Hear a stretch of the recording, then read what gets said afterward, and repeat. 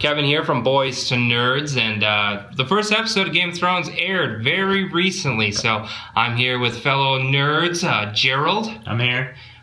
Steven. What's up? And we've all seen the episode. We're gonna sit and we're gonna reflect on it pretty heavily. I do want to take this minute to promote the most recent episode of Boyz to Nerds season finale. If you guys haven't checked it out yet, make sure to check it out on our YouTube page especially, and our SoundCloud page. Of course, you can find all this information on our Facebook, and if you haven't followed our Facebook, what are you waiting for? Gentlemen, we started season 6 of Game of Thrones. What were your initial reactions? Overall, I thought it was a pretty solid start to the season. It picked up right where the end of season 5 left off. Right. There wasn't anything that was like, caught me really by surprise or anything that was super big. I felt like in the first episode, but I thought it was really solid. They killed off a few characters. They, pretty much showed everybody except for Bran, who they didn't even show in season 5.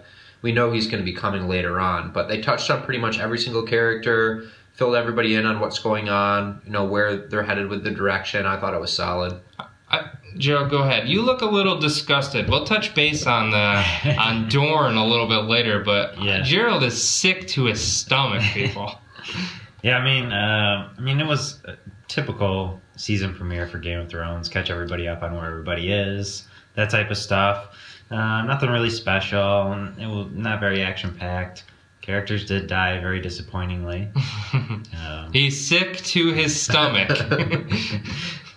Yeah, do you want to talk a little bit more about that right now? No, we'll get into that in a bit. What I do want to bring up is my reaction, since both of you seem to care. No. I will say one thing I did like about this is the pacing of the show. We didn't have to wait long to see what happened to people. Right. I felt like last season, the finale, they left a lot of things very I don't want to say ambiguous, but we weren't sure people's fates. And I felt like in seasons past before they had introduced new journeys. For instance, do you remember the one season finale where Arya gets on the boat and goes to Bravos? Yeah, it's not that big of a mystery what she's going to do, but it's kind of like an opportunity for a new journey. I feel like last season it was a little bit less of that kind of stuff and more like, ooh, are they dead? Are they alive? Yeah. What's gonna, similar but different. So I did like when I turned on and, they touched right on Jon Snow. We got to see Sansa, we got to see Arya, we got to see Tyrion, which I hope he gets out of Marine soon, because I can't do a season of Tyrion ruling in Marine. I can't do, his scene was definitely the most boring. Yeah. Who else did we see? Dorne, Cersei, Daenerys. So, we got a good take of what's happening. It was a good transitional episode, okay? They set us up, boom. And they have said in interviews, and by they, I mean, George Martin, cast members, the creators, they said this is kind of an action-packed season where things are going to get rolling and they're going to get rolling fast. So it's going to be kind of like a domino, boom, boom, boom, boom, boom effect, as opposed to last season, which I felt was probably one of their weakest seasons. I remember thinking the same when I watched through the season, but then after the season was finished, and obviously before each season I watched everything again. To recap all the way up through, and thought season 5 was a little bit better. Even the shitty CGI flying dragon. CGI, but the story itself, and it wasn't as dull as I remember it being. I still do agree it's probably one of the weaker, if not the weakest season. So I'm really excited though as to the direction that they're headed. Like you mentioned, there wasn't a whole lot of action in this first episode, but you can tell that they're going places. Where season 5 was just a lot of rebuilding. Arya was in that freaking place this whole freaking season, and I hated that. And here's an interesting thing about Arya.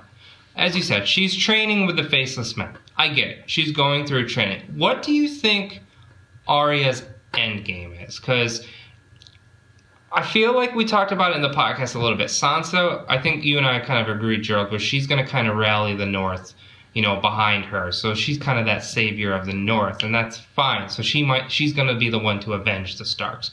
Whether Jon Snow's there or not, we kind of have to see, where that story is going to go. I think that's going to be resolved by the 3rd episode of the season. I really don't think they're going to wait. It's not going to be like a big reveal at the end. I could be dead wrong, But the point I'm trying to make with Arya is she's training to kill all these people. But what's her end game if the whole White Walkers are kind of the biggest conflict? Like, she wasting her time? Is her end game just to be an assassin? Like, what realistically can you see her doing by the end of the show? The only thing I can think of that would make a huge impact is killing Cersei. Yeah, she is very separated from everything else that's going on, and plus she's not allowed to kill people that she wants to kill. Obviously, there's consequences to that. Yeah. So that was the whole point of her losing her sight. Yeah, so I'm not sure if she's just going to be indoctrinated into this group of faceless men and be there forever. It doesn't seem like... You don't think that they're going to necessarily play an impact in the conflict in Westeros? I mean, I think they will. I just don't know how they're going to connect it. Exactly. There's no way they're just going to leave her over there in Braavos, you know what I mean, by the end of the show. She has one big... All of this needs to lead to a payoff. You know, I'm not talking about the books. I'm talking about the show. Everything she's gone through to this point needs to lead to a payoff. And the only big payoff I see, who's her biggest rival left that has caused her all of this pain and suffering? Cersei Lannister. So... I don't necessarily think that's going to happen. I really do think, you know, I don't want to get too deep into books, but at the end of the day, I really do think Jaime has gone through this transformational journey, and it is going to end up being him that kills Cersei. And then I think they're going to spin the whole thing. We came into this world together. We're going to leave this world together. So he puts her down, and then he has his children are dead because, let's be honest, Tommen not surviving. His children are dead. He's probably going to kill himself or die. I don't know. See, it's hard to predict what's going to happen. You got to give the show credit in that aspect. One thing I do want to talk about, this is changing a little bit, but how the end of the episode happened. Oh, geez. I assume if you're listening at this point, you've already seen the first episode, so I'm not going to worry about, you know, avoiding spoilers. But the end of the episode ended with Melisandre. She's looking in the mirror, and she undresses, and then we see her in this old woman form. What a dirty mirror, by the way. They don't have any goddamn Windex up the wall. My God. So there was a lot of controversy actually about this, because in season 4 she's shown bathing and she doesn't have that necklace on. Continuity. Yeah. But they asked the writers about this, and there's fan theories and everything that maybe it wasn't the actual necklace, like it just kind of appeared that way, but more so that she can control the way that she sees, or maybe that's the way that she was viewing herself at that time, because everything that she knows is falling apart. What she saw in the flames, and for Stannis, and at least what she had communicated throughout the show was wrong. So maybe she was seeing that part of herself. Obviously she deals with witchcraft and that sort of a thing. With that religion, it's the only one that we've really seen any like sorcery, witchcraft, whatever you want to call it. She birthed a ghost. Yeah, she spewed out a shadow. So, I mean, at the end of the day, it may not just be the necklace. I have a feeling it's just honestly continuity errors. And in the books, she can do glamours on other people, so she can just control it like when she does with Mance Rayder. But maybe you're right. Maybe it's what she wants to see. That's what she's controlling. And I think you hit the nail on the hammer with this. She's her entire being, since we've seen in the show, is believing in the Lord of Light, seeing what's in the flames, knowing for a fact it's going to come true. That's why she put all her faith in Stannis. And you can argue all you want. Maybe she's using Stannis as a pawn, whatever, to get to, what is it, Ezra I, or what is that guy's name? I don't know. However you pronounce it. It's irrelevant. The prince that was promised. So, and I think that's where Jon Snow's coming into place. But, she truly believed, based on the show, that Stannis was the champion. He was the person reborn. He was going to be the savior. And everything she's known now is gone. Stannis is defeated. We still haven't seen a body, but Stannis is supposedly dead. I really don't see how they could reintroduce him back to the show. Dead. So he has to be dead. So the whole point is, this is everything I've seen. This is everything I believe. So maybe I need to strip all this away, the magic, everything she's believed in, and just take a true look at myself. What's going on? Who am I? What do I believe? And I think through this reflection is going to lead her to the whole... This is just pure theory. I really do think she's going to bring Jon Snow back to that. I think so. And it's going to be the last relevant thing she does before she dies. Because where else does that character go after that? Nowhere. But speaking of Jon Snow, why don't we talk about the whole issue on the wall? You know, like I said, I don't want to go into too much detail describing what happened because you've all seen the episode. But, you know, he's a corpse. They're in that room, and Sir Alistair claims he's going to let them all go if they come up by nighttime. We all know that's not going to happen. No. That's a bold-faced lie. So there's going to be definitely a confrontation. Ghost is going to be involved. But the wildlings are going to, you know for a fact, the wildlings are, Tormund Giantsbane is going to come and save the day. But where do they go from that? Does Jon Snow, if he does come back to life, then rally the wildlings against the Bolton army? Is that what you think is going to happen? I do think that's what's going to happen. I think there was a shot of something like that in the trailer where you could see the wildlings going up against the Bolton army. So I do kind of think that's where it's headed. I thought transitioning a little bit to Sansa and Theon, I thought they were done for. I was like, are you kidding me? Terrible plan. When the dogs found them within like 5 minutes, I was like, are you kidding me? They're really going to get caught again. But then I was like, no, someone's going to save them. They're going to pull a Walking Dead. Someone's going to come out of nowhere and save them. I didn't think it was going to be Brienne of Tarth. I thought they were going to introduce the Umbers. Because think about it. They went north. They were definitely heading towards the wall. And that's where the Umbers are from. And I know they're going to be introduced in this season. So I thought that's where they were going with that. But I was dead wrong. But some things to looking forward to. I don't want to spoil too many things. There are some cool characters. Do what guys want to do maybe predictions for the next episode? We could do next episode or like within the next few episodes, like things that when do you think, Gerald, when do you think the Crow's Eye Euron Greyjoy is going to be introduced? I think third episode, third or fourth. What do you think, for those of you who don't know, this will be revealed. I don't want to spoil anything. It's been confirmed he's been cast. All I'm telling you is that he's a Greyjoy. That's all I'm saying. What do you think and this is pure speculation, how do you think he's going to play into the story? I don't want to give too much away about how he could play into it, but... Do you think it's going to be kind of helping? I don't really care. Do you think it's going to kind of be to just rule the Iron Islands, or do you think it is going to be kind of sail off to Marine? Well, it doesn't seem like they have any plans to do the other Greyjoy brother. No, he's cut out completely. Yeah, so he might be a combination of both. Yeah, that's my biggest concern is it doesn't seem like there's a lot of confrontations like there are necessarily in the book. So it seems like, do you think the Lannisters could fight another battle right now if they wanted to? I feel like the Lannisters' strength is very depleted. Do you disagree? Because Roose Bolton even said that in this episode. You know, do you want to take, you know, there's a difference between, you know, fighting off some dead, half-beaten soldiers and fighting a fully provisioned Lannister army. Are the Lannisters, obviously they're different, but are they a former shell of themselves now that Tywin's dead? I don't necessarily think that they're a shell of themselves. I think that they're hurting, and nobody really sees that because everybody's gone right now. Nobody is there, but I mean, the Mountain came back at the end of... They haven't confirmed that. It's the Mountain. They haven't confirmed that. He came back at the end of season 5. If he is the Mountain, he is a thoughtless creature. Unless I'm failing to remember, the last time that I really remember that they had an actual battle was at the Bay when they destroyed Stannis. So, I mean... I wouldn't say they destroyed him. They strategically outmaneuvered him. Well, they had the help of the Tyrells back then, too. But, you know, the army itself, I don't really think... They might not have a strong leader. Again, Tommen is young, and the Lannisters themselves aren't as powerful in the public eye as they once were. But I don't think that the army is... Scenario. Tommen dies. It doesn't matter how. He's dead. All of her children are gone. How does Cersei get her revenge? How does she react? We know what's going to happen, but what is she going to do? Any predictions? I think she won't. I think that's when she'll cave. Yeah. I think she'll send Franken Mountain to kill everyone. Well,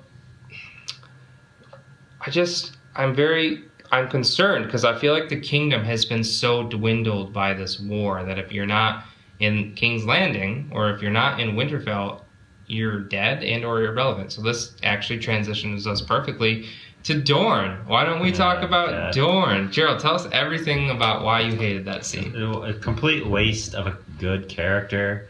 If you agree with me, Kevin, I think Doran Martell is one of the few people in this whole series that actually is playing the game. Yeah. He's not letting anger and revenge make he plays his the long game. He knows what he's doing.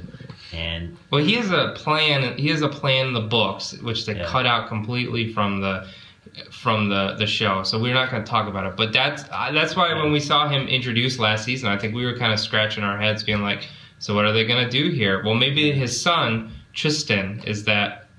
Because at the end of the day, he's planning to usurp the throne from the Lannisters by using another person. Tristan is gone too. But well, that's what I'm saying. We were like, maybe they're using Tristan or whatever the hell his name is instead. And then we have that scene on the boat where he gets fucking stabbed in the head, and we're like, are you? And that was my reaction. I was like, are you kidding me? Like, you just took 6 episodes of my life to introduce, first of all, one of the worst story arcs you've ever done in the history of Game of Thrones that everyone shit on, and then you introduced me to this character to immediately kill him in the next season. What the hell was the point? Tell me. I know you are not a fan of it either, but what was the payoff? What was the point? Maybe the payoff or the point that they're trying to make is maybe they're really going to have the Sand Snakes be a really big part of this, and be a legitimate terrorizing terrorist group, and they introduce you to some characters that you think are going to do something, and that are playing the game right, and then they just kill them off. Here's the only thing I can think of, and it's very stated specifically in what they say why I'm coming up with this conclusion. And then I want to complain about women after I say this for a little bit. So Daenerys, strong female leader. She specifically says when she kills Doran, no weak man will ever rule in Dorne again. Now, Dorne's whole thing is they're independent. I don't know why they have, you know what I mean, like, they're part of the Westeros, but aren't they kind of like their own independent nation? A little bit. They have a little... They're kind of like Doran he was Prince Doran. Yeah, and I don't understand how that is. Prince Oberyn. How do they have princes if Joffrey is the king? Long story short, if Daenerys does not come over by the end of this season, I don't know what they're going to do. I'm suspecting she will, and a hypothetical scenario is, since they want to flock to a strong leader character, they could go with Daenerys. Now, the only reason why I don't see them doing that is them being like, we're Dornish, we rule ourselves. But that's the only... It's either going to be that, or I'm telling you right now, Dorne will be a non-factor for the rest of the show. Well, what is going to happen with Dorne? Who cares? That was their way out, though. They don't have a leader anymore. They realized it was the shittiest arc they've ever done. And no, I'm telling you, this is honestly... It was a waste of time. It was the shittiest arc they've ever done. Everyone freaking killed it. And this was like, oh, this is our way out. We don't want to spend any more time or resources on it. Possibly, yeah. Well, I do like your theory about them joining up with Daenerys, though, because the Martells were always very strongly connected to the Targaryens. Elia Martell was married to... Elia Martell. Oh, you raped her. You murdered her. You killed her children. But here's why I want to complain about women for a little bit. And I don't want to be too sexist. Go women. I empower women. Let's do things. But you can't tell me at the end of the day, like, holy strong female characters. Like, Daenerys Targaryen, perfect example of coming up from a weak, whipped, physically and mentally character to becoming a leader in her own right. Sansa Stark seems to be flocking the North together so they can all lead by her. Arya Stark's becoming the most kick-ass assassin. Marjorie Tyrell freaking manipulating everything in the kingdom to get her way. Cersei Lannister, same thing. Who are the strong male characters in the show anymore? Tell me. Who are the strong leaders? Tywin dead. Jon Snow dead. Robb Stark dead. Like, I'm telling you, there is a shift of... I don't want, at the end of the day, for this show to become an empowerment for women. Be like, women are on top. I like the equal. Yeah, can you have strong female characters? Absolutely, and you should. But tell me, who are, other than Tyrion, who are the strong male characters that are, ruling, in charge, anything? There aren't any. They're all not really dead. Anymore. They're all... Tyrion I'll give you, and I'll give you Jaime. Jaime's not ruling. Tyrion, Jaime, and we are all pretty much unanimous in saying Jon Snow is going to come back. Oh, I'm telling you right now, this whole story, everything we've seen is around Jon Snow. He's the main character of the series and the show, whether you want to admit it or not. A Song in Ice and Fire is about Jon Snow at the end of the day. I don't know. I'm just saying. All of my favorite characters are dead. I'm just saying. Putting that out there. Walder Frey, still alive. As far as I know. Old as shit. Peter Baelish still alive. Yeah, that's another thing too. One more quick round. When do you think Baelish is coming back? When do you think Bran's coming back? When do you think we're going to see fan favorite Bronn? You think it's all going to be by next episode? I don't think it'll be next episode. I wouldn't even be surprised. I'm sorry to cut you off. I wouldn't even be surprised if they spent an entire episode on Bran. Nobody else. Soon. I think that's where they're going to lead into the flashbacks with him, which will be cool. Yeah. I think that they'll start introducing some of these characters again in episodes 2 and 3. Baelish specifically, because that's the one that brought up the topic. I don't think that he's going to even be introduced until mid to later in the season again. Not until Sansa has rallied and Sansa's in a good place. He's a guy who shows up when things are good or when he has ability to control something. Things really didn't go his way by sending her off to the Boltons. Yeah. At least, depending on what direction he was going, you never really know with him. I just had a thought. The only other things I can see the Greyjoys doing, and here's how I see it.